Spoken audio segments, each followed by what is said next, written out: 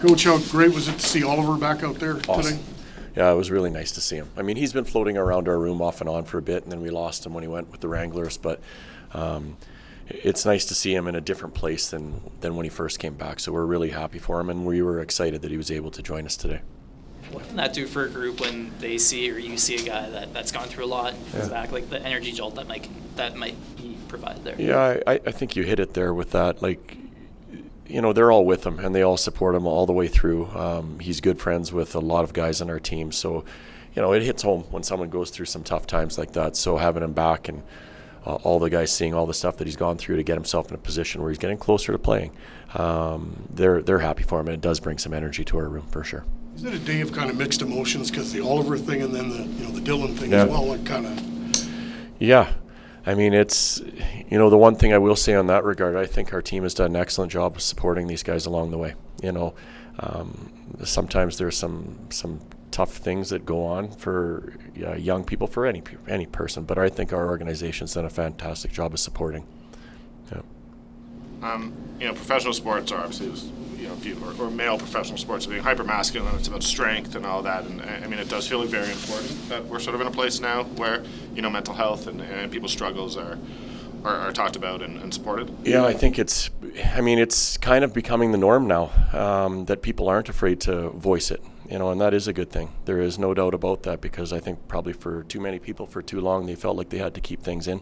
And now I think because of the shift that's taken place, there is a much greater realization that the most important thing is to be able to get some of that stuff out and be able to talk and understand why and how to deal with some of the things you're going through. So without a doubt. How often were you keeping up with Oliver as he was going through what he was doing? Not a ton. I never called him every day or anything like that. I would send him texts, oftentimes from the road when we're sitting on the bus or we'd land in a different city. I'd send him a text to see how he was doing and if his buddy was still in town or family was still in town. But you try to respect their time away too. So I wasn't a everyday type of check-in with him, but more often than not was a text every few weeks.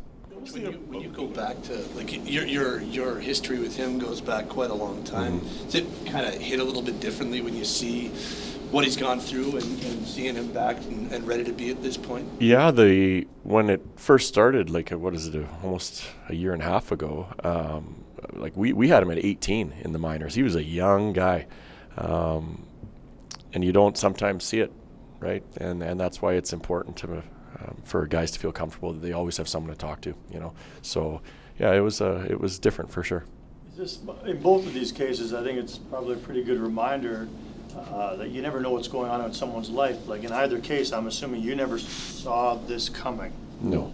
I mean, hey, we always know when a player's going through tough times.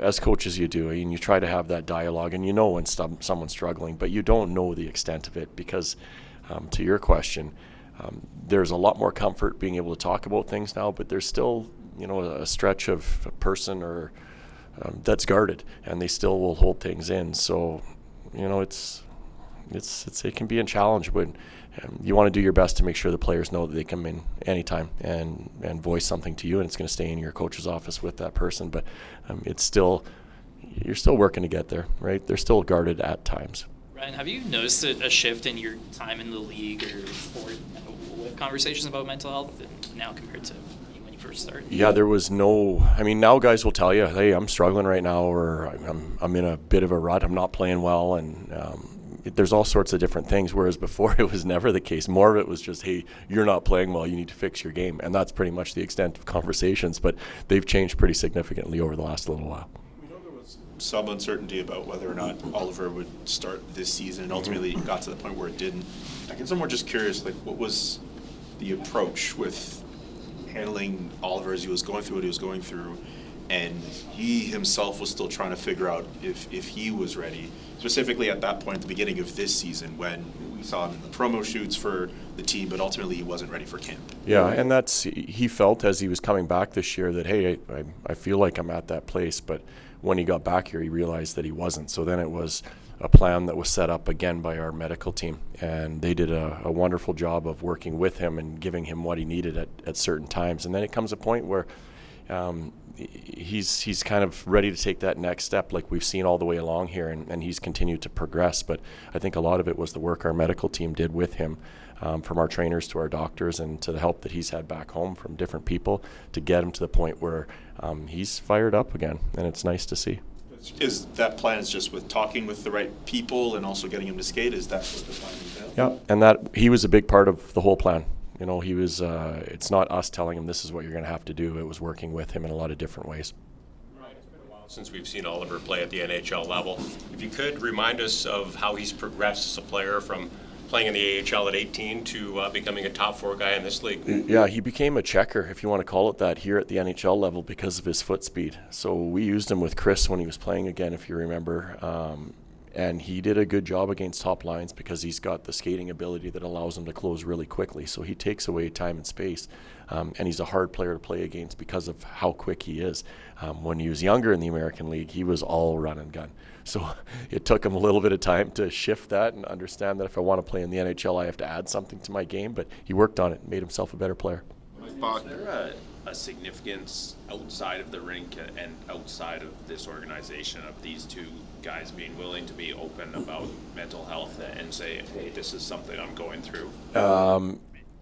I don't know for sure, but I would say without a doubt. I think, well, NHL players, a lot of young people look up to them. And if they see someone with the courage that's willing to say I'm not in a good spot right now or I'm struggling, then they probably would look at it as like, hey, if I'm in that situation, I could probably do the same. So I think without a doubt. I didn't see Andrew Mangiapane out there. Yeah, he was a maintenance day today. Yeah. Assuming there's no timeline still on Oliver's return to an NHL game. No timeline, but the way he looked today, it looks like he hasn't missed a beat on the ice in practice today. So, but we do not have a timeline yet, no.